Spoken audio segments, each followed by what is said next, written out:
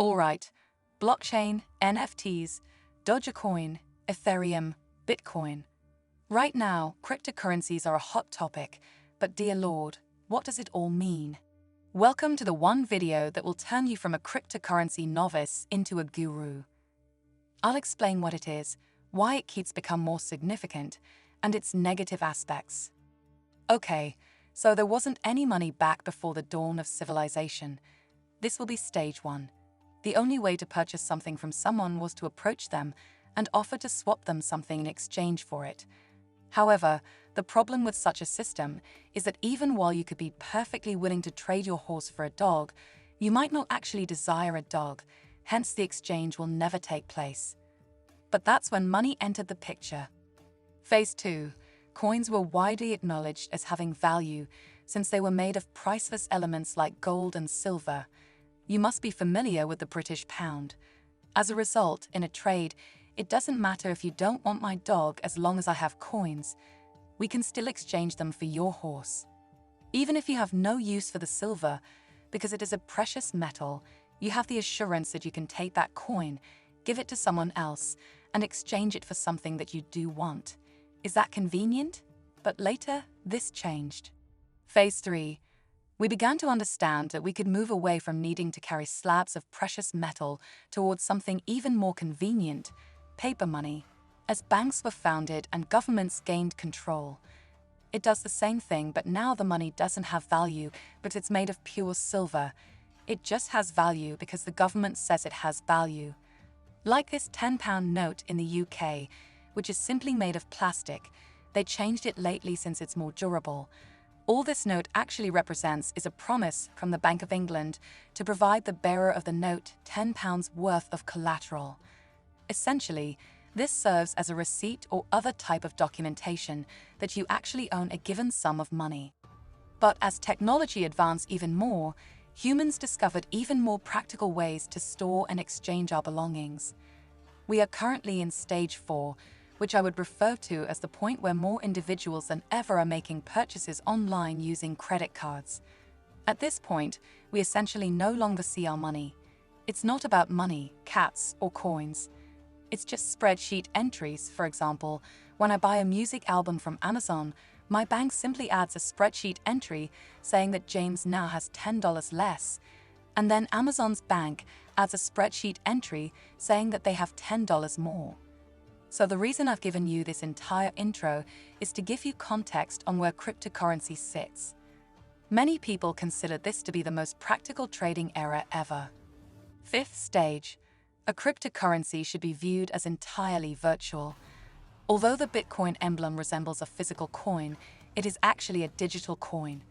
But with cryptocurrencies, there isn't any gold, silver, or paper. All that happens is the transfer of digital assets. The fundamental idea is exactly the same. Imagine them as nothing more than running spreadsheets of who has been paid what. But with crypto, there is just one huge spreadsheet of every transaction conducted with that currency, rather being various banks having their own separate records. This is referred to as a ledger. We all have good spreadsheets, so what's the big deal? Why is everyone obsessed with cryptocurrencies? Well, a money system like this one has several clear benefits. While all transactions involving a particular cryptocurrency are recorded on a single ledger, it is decentralized. Everyone who is a part of the network possesses one of the many, many copies of that ledger. You may have heard of mining cryptocurrencies or mining bitcoins, which simply refers to someone setting up a computer to process transactions on their own copy of the ledger or spreadsheet. Even though Bitcoin is only one kind of cryptocurrency, there are now about 1 million miners operating worldwide. As a result, if I go into a store and spend 5 Bitcoins on something, instead of just checking with one bank's records, the shop instead checks with every single computer on this network to see if I have enough. And assuming I do, each computer will give the go-ahead, and then every single one will update their records. This is how they're doing it, because if you dedicate your computer's power to mining, say, Bitcoin, you will earn some Bitcoin as compensation. So it becomes very simple to detect any suspicious activity because you end up with this many copies of the exact same ledger. It won't work if I attempt to break into someone else's networked computer and change the numbers on their copy of the ledger to give myself more money. The algorithm will detect that 99.9% of the copies on the ledger are reporting one thing, but one is saying something different, indicating that it has been altered. Although it may seem complicated at this point, as we go through this, I think you'll see that for many people, in a way, it's simpler. There is a very clear organization to the system, and I think people believe in it because they see the future as open, traceable transactions rather than having some parts of the record here and some parts there. There are many places in the world that do not have access to traditional banks, which require a lot of paperwork and documents, but do have internet connectivity, which is all you would need for cryptocurrency. 2. The fundamental benefit of crypto is that you no longer need banks, since everything is stored by the users on this ledger, as I've already kind of hinted at. With no spending restrictions, you can send money internationally nearly quickly rather than having to wait half a day. You also won't have to worry about exchange rates, interest rates, or even transaction costs, because some cryptocurrencies have them close to $0. However, this is when the fun really starts. Because they are protected by cryptography, cryptocurrencies such as Bitcoin are given the name cryptocurrencies. Blockchain is one type of encryption that is used by several of the biggest cryptocurrencies. Now, this frequently confuses people. Bitcoin is not blockchain. The blockchain is not a form of money. Blockchain is only a safe form of the large spreadsheet that everyone uses to record transactions. Every time I pay for something using Bitcoin, the transaction is recorded as a block using blockchain, which is basically a method of organizing it into blocks. Each block contains transactional information, such as who received payment and how much. Since each block also contains the data from the previous block, a hash, which is a unique identifier, and the hash of the previous block in the sequence, or the last transaction that was recorded, serve as the foundation of this system. If something in a block is changed, a block's hash will change. Every subsequent block following this one becomes invalid if the block's hash changes, because the next block won't have a matching hash with it. So if you combine this with what we previously discussed, this idea of a million different users each having their own copy of the blockchain ledger, then if I wanted to fraudulently create a transaction that, say, paid me money, I'd have to do this on at least 500,000 computers around the world, so that the majority of computers in the system are also consistent with the one if done, most likely not going to happen. While it is often as easy as literally guessing someone's 6-digit PIN, trying to get onto 500,000 unrelated computers at once is a significant step up from simply hacking into someone's dollar account and sending myself money. Okay, cryptocurrencies have their drawbacks, which I'll discuss in a moment, but hopefully you can see why some people find them exciting. This brings me to investments. You've probably heard of people investing in cryptocurrencies, which simply means they are exchanging fiat money like dollars for digital assets like Bitcoin in the hopes that those assets will become the next big thing and subsequently soar in value. There is a phrase for cryptocurrencies that's sold like this called mooning, although depending on who you ask, it can mean a number of different things.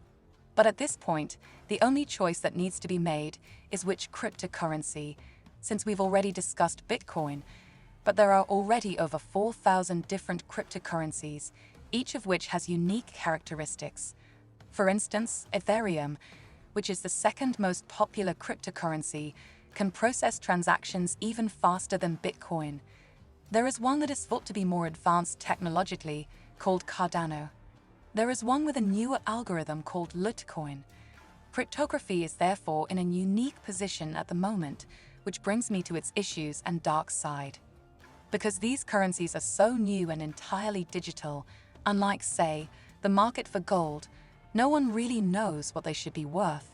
You find that crypto values are quite heavily speculative. This is one of the primary reasons, in my opinion, why many people don't take crypto seriously. They are influenced by the news cycle. For example, when a positive story about them is published, their prices soar, but when Elon Musk criticizes them in a tweet, their prices plummet. The second issue is that, In most areas, they aren't really accepted as a means of payment. Yes, I can now book vacations with cryptocurrency, and yes, I can donate to Wikipedia with cryptocurrency, but there are many businesses that are torn on this issue. Microsoft, Tesla, and even Burger King are examples of businesses that initially stated they would accept Bitcoin before changing their minds. 3. Environmental issues may arise.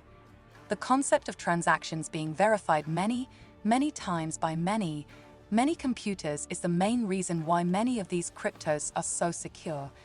Therefore, I think it's a legitimate argument that in and of itself that creates a core inefficiency because so much processing power costs a lot of electricity. However, you could also counter that more electricity is used in traditional banking, that newer coins have better technology and are more efficient, and that eventually we'll be able to obtain that electricity from renewable sources. 4. There is also a strong belief that cryptocurrency is the ideal tool for criminals because there is now no actual regulation or enforcement of it. However, chain analysis suggests that the evidence speaks for itself in this case. Compared to up to 5 of regular cash transactions, 0.34% of cryptocurrency transactions are illegal. And based on what I've observed, there's a slight misunderstanding that virtual money like Bitcoin is anonymous. Cash is simply a better currency for the majority of criminal activities because it is by definition untraceable, even though your actual details aren't visible to everyone because your public key, your unique identifier, will be permanently baked into the blockchain upon making transactions with it. There are also some purely bizarre phenomena that have emerged as a result of cryptocurrencies. For instance, you may have heard of an NFT, or non-fungible token. If you haven't, you might want to take a seat because, while I hesitate to use the word dumb, this one is definitely puzzling. You now understand how to visit an art gallery and purchase a painting. Now that the blockchain is accessible, you can pay solely to have digital ownership over something. This doesn't prevent anyone from using or sharing the item. Rather, it simply means that you would effectively own the original copy, while everyone else would be sharing copies. Even though many of these NFTs are essentially just JPEG images, they generally look and act the same, because there is a clear distinction between purchasing an NFT and purchasing the rights to something. I believe that some people find this absurd and even amusing. Therefore, if you get the appropriate service, it is a very valid purchase because you can produce merchandise or sell licenses. You cannot with an NFT.